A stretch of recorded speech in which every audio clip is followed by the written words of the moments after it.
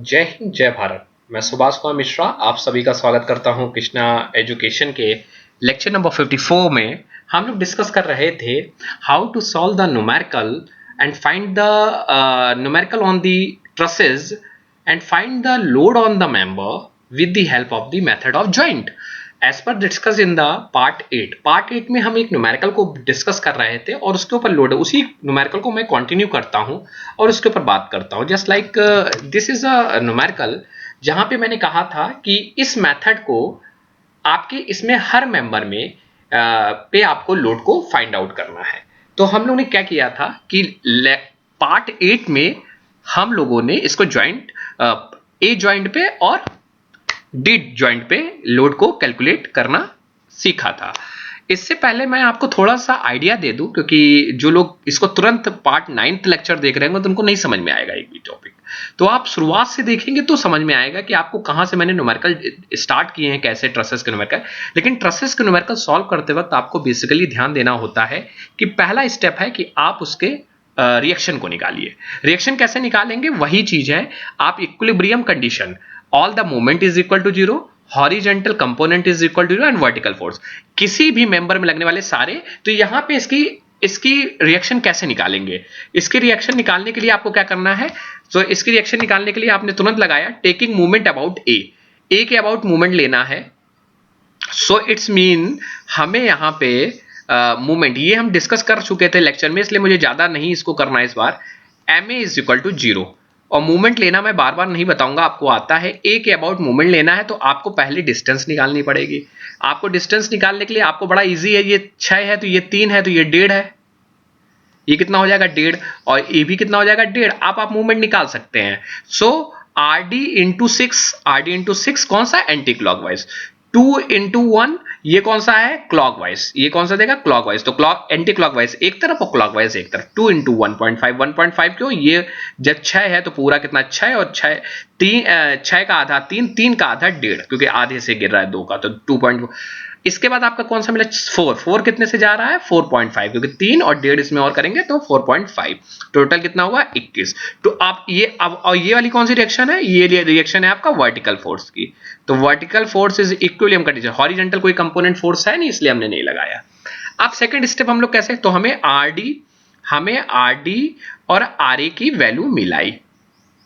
जिनको नहीं मालूम है कैसे, ये आप पहले मेरे वीडियो पार्ट 4 को देखिए और उनमें से देखिए कैसे मैंने रिएक्शन निकालना सिखाई आपको फाइंड करना, क्योंकि इस समय मैं रिएक्शन निकालना आपको यहां नहीं बताऊंगा, नहीं तो क्वेश्चन मेरे और समय ले जाएगा।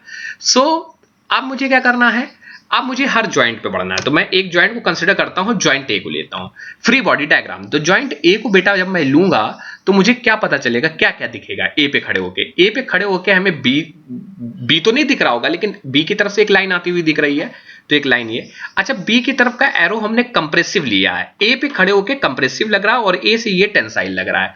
क्योंकि देखिए ऊपर वाला कंप्रेसिव इसलिए कर लिया क्योंकि इसके ऊपर खुद लोड एक गिर रहा है 2 न्यूटन का, तो हमने माना ये दबाएगा, ये ऐसे दबाएगा, मतलब नहीं ये इसके ऊपर दबाएगा तो 2 न्यूटन। तो इसके अब यहां पे आपको क्या करना होता है, आप लोग को मालूम है कि यहां पे हमें हॉरिजेंटल फोर्स और वर्टिकल फोर्स को बैलेंस करके लोड निकालने पड़ते हैं। तो हम देखो यहां पे इसके डायग्राम बनाते हैं। डायग्राम देखिए, इस वाले का एरो हमने कैसे लगा दिया, एक एरो कंप्रेसिव लगाया, एक एरो, और इस वाले की लोड को कैसे लिखेंगे, इस वाले के लोड को बाबू लिखने का तरीका होता है P, इसको लोड को P से डिनोट हम लोग करते हैं, यहां पे आप लोग F से डिनोट कर सकते हैं, कोई दिक्कत नहीं, मैं पहले वीडियो में भी बोल चुका हूं।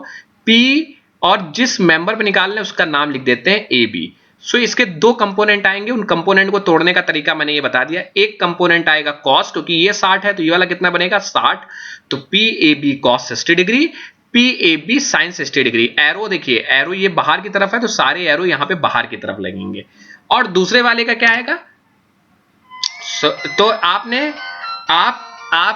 यहां पे क्या करेंगे, आप यहां पे वैल्यू निकालेंगे और वो वैल्यू क्या करेंगे, PAB cos 60 डिग्री और PAB sin 60 डिग्री। ठीक है, तो यहां पे हम वर्टिकल रिएक्शन यहां पे निकाले। इस वाले ज्वाइंट के लिए वर्टिकल रिएक्शन की जरा बात करते हो, इस पे तो नहीं निकलेगा। सो वर्टिकल में क्या क्या जा रहा है, 2.5 ऊपर की तरफ जा रहा है, PA sin 60, तो PA sin 60 नीचे की तरफ, तो हम PA भी निकाल लेंगे फोर्स। ठीक है, इसी तरीके हम हॉरिजॉन्टल कंपोनेंट की तरफ बढ़ते हैं, तो हॉरिजॉन्टल कंपोनेंट में आपको मालूम है इधर जाने वाले पॉजिटिव और इधर जाने वाले निगेटिव। सो आपको क्या मिलेगा, इधर आपको मिलेगा इस वाले फोर्स की क्या वैल्यू हो जाएगी, PAE। तो इधर हो जाएगी PAE is equal to PAB cos 60 degree. हमने AB की वैल्यू निकाल दी, यहां पुट कर देंगे। कंप्रेंशन क्यों, क्योंकि जो साइन हमने माना था वो सही माना था, क्योंकि वैल्यू हमारी पॉजिटिव आ रही है। हमारी वैल्यू निगेटिव आती तो हमने साइन गलत माना था। चलिए यहां पे दो मेंबर की वैल्यू निकाल आई, PAB और PA। अब कौन सा ज्वाइंट लेंगे, हम ज्वाइंट लेंगे अब D। ज्वाइंट हमने D ले लिया, तो इस ज्वाइंट पे क्या हो गया, एक हमें दिखा, एक मेंबर दिखा CD, एक मेंबर E। देखिए जो दिखता है बस वही का फ्री बॉडी डायग्राम बनाते हैं हम लोग। तो हमने अब C दिखे, C किसी उस पे लग रहा है, तो इसका क्या होगा, इसका तुरंत हम लोग एक कंपोनेंट बांटते, तो कंपोनेंट क्या हो जाएगा, और ए भी कंप्रेसिव लगेगा अंदर की तरफ, क्योंकि ये 4 अंदर की तरफ आ रहा है, तो एक कंप्रेसिव मान लिया, एक टेंसाइल मान लिया। आप लोग को मैं ये भी बार बार कह रहा हूं, जो भी व्यूअर्स हमारे देख रहे हैं, कि वो आप टेंसाइल दोनों मान लीजिए, लेकिन आप जब वैल्यू निकालेंगे तो वो वैल्यू निगेटिव आएंगी आंसर में। तो निगेटिव साइन ये इंडिकेट करता है कि आपने जो वैल्यू मानी थी, टेंसाइल में पॉजिटिव आ रही है तो मतलब सही माना है, और मान लो टेंसाइल दोनों माना और किसी में आंसर में वैल्यू निगेटिव आ रही है, इसमें मतलब यह है कि आपने उसका साइन उल्टा रख दिया और कुछ गलती नहीं है, बस आप उसको दोबारा नहीं करेंगे। सो हमने एक तरीका ये निकाला है कि आप एक टेंसाइल एक कंप्रेसिव रख दीजिए विद द लोड एनालिसिस करके। जब 4 का लोड इस पे पड़ेगा तो एक कंप्रेसिव हो जाएगा, और इस पे कोई लोड हमें पता नहीं इसलिए टेंसाइल कर दीजिए। फिर यहीं पे हॉरिजॉन्टल वर्टिकल रिएक्शन निकाल दिए। अब हम इसके किस लोड पे, यहां तक तो हम प्रीवियस लेक्चर पे बात कर चुके थे, इसलिए मैंने ज्यादा डीपली यहां नहीं बताया है। अब आइए अब किस ज्वाइंट पे हम बढ़ेंगे, अब मैं ज्वाइंट बढ़ूंगा C पे, ज्वाइंट बढ़ूंगा। तो चलिए मैं ज्वाइंट C की बात, यही मेरा क्वेश्चन था, और मैं किस ज्वाइंट पे आ जाता हूं, ज्वाइंट B पे आता हूं। ज्वाइंट B पे देखो बेटा मुझे क्या दिखेगा, ज्वाइंट B पे P, एक तो AB वाली रॉड दिखेगी, एक हमें दिखेगी आपको BE वाली दिखेगी, और एक BC दिखेगी। तो जब हमें इतनी दिखेगी तो हमें क्या होगा कि हम PAB का लोड तो हम निकाल चुके हैं, कौन सा, कंप्रेसिव। तो B पे जब खड़े होंगे तो एरो कंप्रेसिव का अंदर की तरफ होगा।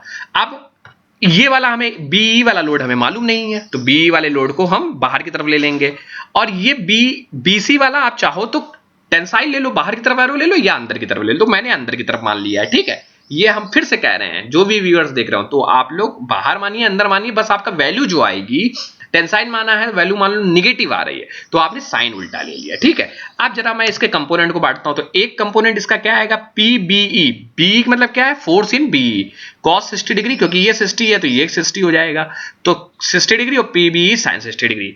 और एक आपका ये आ जाएगा कंपोनेंट 2.887 sin 60 डिग्री, और ये क्योंकि 2.877 तो निकल चुका फोर्स की वैल्यू, लेकिन ये लग तो 60 डिग्री पर आया है ना, तो ये वाला 60 कॉस वाला सा। अब यहां क्या करेंगे, वर्टिकल फोर्स बैलेंस करेंगे, हॉरिजॉन्टल फोर्स बैलेंस करेंगे। सो वर्टिकल फोर्स बैलेंस करते हैं। वर्टिकल फोर्स में क्या, जो ऊपर जा रहा है पॉजिटिव, जो नीचे जा रहा है निगेटिव। तो ऊपर कौन कौन से जा रहे हैं भैया, PBE नीचे जा रहा है तो माइनस का, तो मतलब इस तरफ मैं लिख देता हूं, PBE sin 60 डिग्री इधर जा रहा है, निगेटिव एक तरफ लिख देते हैं। पॉजिटिव ऊपर कौन कौन जा रहा है, 2.877 60 ऊपर जा रहा है, 2.877 sin 60 डिग्री ऊपर जा रहा है, और क्या दिख रहा है, -2, ये -2 भी नीचे है, तो -2 इधर कर दिया। मतलब नहीं, आप PBE sin 60 degree plus 2 is equal to 2.877 sin 60 degree, मतलब ऊपर जाने वाले एक तरफ, नीचे जाने वाले एक तरफ लिख के उनको बैलेंस कर दीजिए। सो हमें क्या यहाँ पे PBE की वैल्यू मिल जाएगी, आराम से PBE की वैल्यू निकल है। अब आप हॉरिजॉन्टल फोर्स बैलेंस करते हैं, हॉरिजॉन्टल फोर्स बैलेंस करते हैं तो हॉरिजॉन्टल रिएक्शन निकल आएगी। जो आपके राइट में जा रही है वो पॉजिटिव, जो लेफ्ट में जा रही है निगेटिव। लेफ्ट वाली एक तरफ लिखिए, राइट वाली एक तरफ, तो हमने ये भी लिख लिया, और यहां पर भी हमें PBC की वैल्यू मिल जाएगी, PBC की वैल्यू निकल आएगी। अब जरा हम देखते हैं किस ज्वाइंट पे आएंगे। अब मैं ज्वाइंट C पे आऊंगा, तो जब मैं ज्वाइंट C पे आता हूं तो ज्वाइंट C पे हम लोग क्या करेंगे, अब इसके कंपोनेंट की बात करता हूं, तो एक तो हमें ये CE की मिलेगी, कोई C का भी फोर्स तो हमें मिला नहीं है, और हमें CD का बोल मिल चुका था। CD क्या आ रहा था, कंप्रेसिव, तो कंप्रेसिव C के हिसाब से कंप्रेसिव अंदर की तरफ एरो होगा। अब इसके कंपोनेंट तो ये आएंगे, हमने कंपोनेंट बना लिए। अब हमें क्या करना होगा, वर्टिकल फोर्स और हॉरिजॉन्टल कंपोनेंट। देखिए मैंने कंपोनेंट पहले ही बना दिया, आप देखिए समझिए पूरा, इस बार कंपोनेंट में तोड़ के लाया हूं, कोई दिक्कत नहीं है। और आप इसके वर्टिकल फोर्स को जैसे बैलेंस करना, तो आपको क्या मिलेगा, ऊपर जाने वाले पॉजिटिव और नीचे जाने वाले निगेटिव। तो ऊपर क्या, PCE sin 60 डिग्री, और नीचे क्या आ रहा है 4, तो 4 उधर चला जाएगा, 4 माइनस क्या नीचे और आ रहा है PCD ऊपर, ये ऊपर जा रहा है इसलिए नहीं, तो ऊपर जाने वाले ये ऊपर जा रहा है, ये जा रहा है, और जो निकालना वैल्यू तो पीसीई की वैल्यू निकाल आई। सो दैट्स वाई हम टैबुलेटेड फॉर्म में इस तरह लिख देंगे ए बी ए